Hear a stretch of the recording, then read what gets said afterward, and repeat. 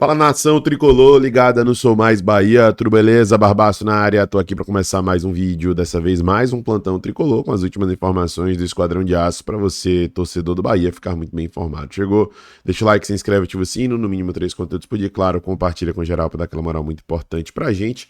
E eu começo o nosso plantão tricolor de hoje fazendo uma menção mais do que justa a esse cara, Kiki Oliveira, que veio pro Bahia sob muita desconfiança pela maneira com a qual ele saiu do Grêmio, estava forçando, entre muitas aspas, uma ida para o Nacional do Uruguai, por ser torcedor do Nacional do Uruguai, não conseguiu se encontrar dentro da equipe gremista, vivia uma instabilidade muito grande, já entrou naquele ciclo de embate com a torcida, que as coisas não conseguiam fluir naturalmente, era aquele famoso relacionamento insustentável, só que muitos tiraram a conclusão que isso era o resumo do que era o nosso querido Kiki Oliveira. A gente, nas análises aqui, sempre trazia essa narrativa de temor, mas com o cuidado de analisar a construção da carreira do atleta para além desse último ano, levando em consideração o que ele fez no LAFC, levando em consideração o que ele fez lá no Uruguai, no Boston River, etc. E no final das contas, Kiki demonstrou não ser um jogador tecnicamente extremamente qualificado. A gente já tem uma amostragem interessante aqui para poder fazer uma avaliação, não para poder tirar conclusões aprofundadas, mas para poder fazer uma avaliação. Mas se mostrou um cara muito disposto, muito aguerrido, muito viril. E isso tem sido, sem sombra de dúvidas, uma arma importantíssima para o Bahia nesse brasileiro até aqui, né? Porque ele marca a saída do adversário, porque ele incomoda o adversário, porque ele tem muita velocidade, explosão, gana. Kiki é aquele jogador que tem que ter no time. Até nos times mais técnicos, mais qualificados, tem que ter esse maluco, meu irmão. Tem que ter esse cara doidão, que vai pra cima mesmo, que arrisca mesmo. E agora a gente vê ressurgimento de Eric Puga, voltando ao bom nível de jogo, tendo mais coragem para poder ir para cima, de um lado, e um Kiki do outro lado que também tem essa coragem, talvez não tenha técnica de Puga, mas tem essa coragem e tem muita vitalidade, muita raça, muita disposição. E isso tem feito a diferença nesse propósito de equilibrar as coisas pelos lados do campo, né?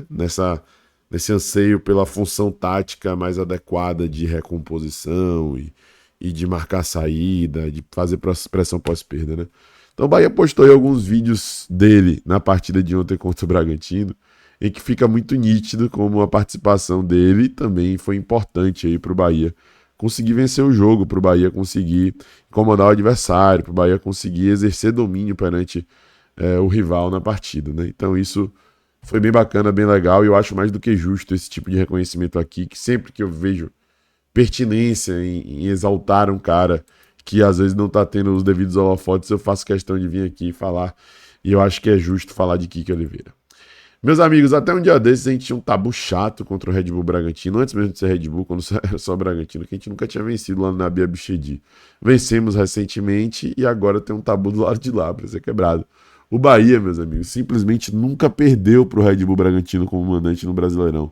10 jogos, 8 vitórias para o Bahia e 2 empates. O Bahia nunca perdeu para a equipe do Red Bull Bragantino ou do Bragantino, jogando dentro de casa, seja na Fonte Nova ou em qualquer outro palco, né? Mostrei como o Bahia estabelece, de certa maneira, uma hegemonia contra um adversário que hoje vive um momento de instabilidade, de altos e baixos, mas que tem um nível de investimento alto, que tem uma filosofia internacional de um outro MCO, que tem respaldo, que tem credibilidade, e exercer esse domínio e mostrar a sua força nesse cenário é importantíssimo. Vamos falar agora sobre Barradão, Fonte Nova e coisas do tipo. Ontem a gente trouxe um conteúdo sobre isso aqui com a informação do nosso parceiro Pedro Centro Sé, E a galera do FBI Bahia City fez um material sobre isso, falando o seguinte: o Bahia Vitória, o futuro do futebol baiano e suas estruturas. Não é novidade para ninguém que o Vitória está prestes a dar um passo na sua história para a reforma do Barradão e a transformação em uma arena. Não é novidade para ninguém que o City Futebol Grupo e o Bahia querem, no mínimo, o consórcio da arena. E o governador já disse deixa interesse dessas negociações desde 2023. O Vitória agora vai dar o passo para o início dessa reforma, o que deve ser entre 2027 e 2029. O rubro-negro baiano agora negocia com a Fonte Nova negócio de participação e jogar na arena durante o período da reforma. Antes que vocês falem de Pituaçu, está passando por reformas, agora vai de novo, porque vai trocar o gramado, pois ele é o estádio de apoio da Copa do Mundo em 2027. Em dezembro, já vai poder ter jogos de novo, porém existe um contrato entre a Arena Fonte Nova e o governo do estado em relação a Pituaçu, onde a prioridade principalmente da dupla Bavi vai ser mandar seus jogos na arena. Agora vamos para a parte polêmica vazia. O Vitória deve jogar toda a temporada de 2027 na Arena Fonte Nova. Vocês gostam ou não, isso estou falando de torcedor do Bahia.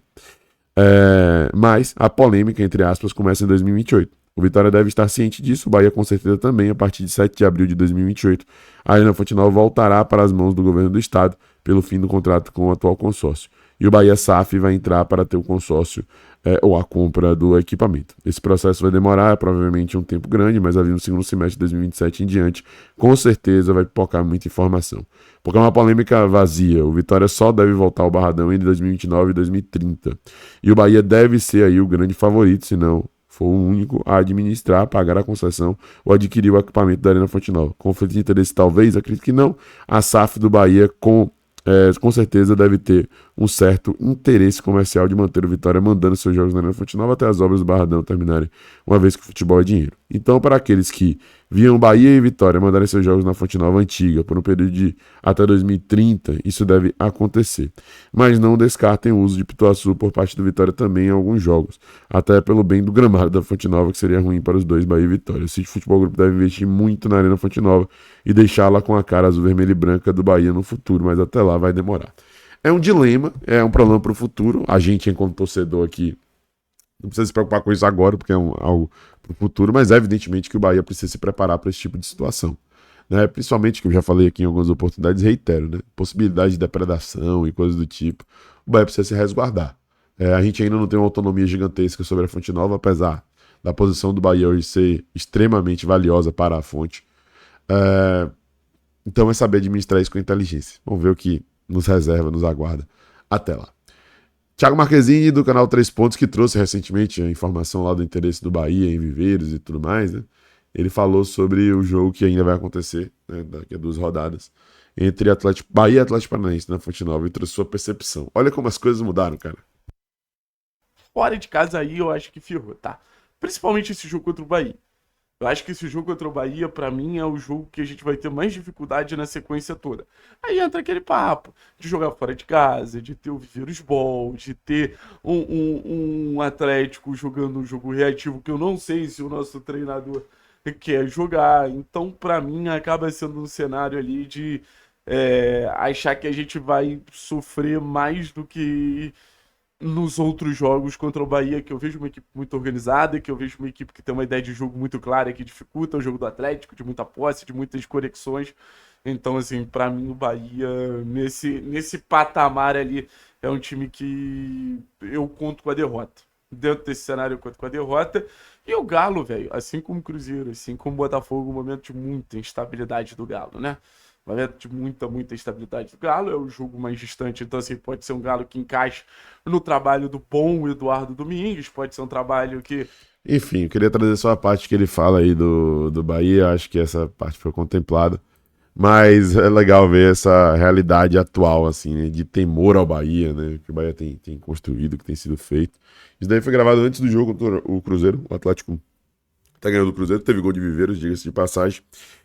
Mas já é um indício aí de como o Bahia tá forte, né, e respeitado dentro do cenário nacional. Vamos continuar construindo nossa história. Ganhamos bem contra o Bragantino, temos mais uma oportunidade de ganhar bem contra o Remo. Seguiremos adiante invicto até aqui no Brasileirão. Bons amigos, é isso. Esse foi o nosso Plantão Tricolor de hoje. Se gostou, deixe seu like, se inscreve, ativa o sino e compartilha, que é importante. Um abraço, até a próxima. Eu sou Mais Bahia, eu sou Mais Nordeste. E você?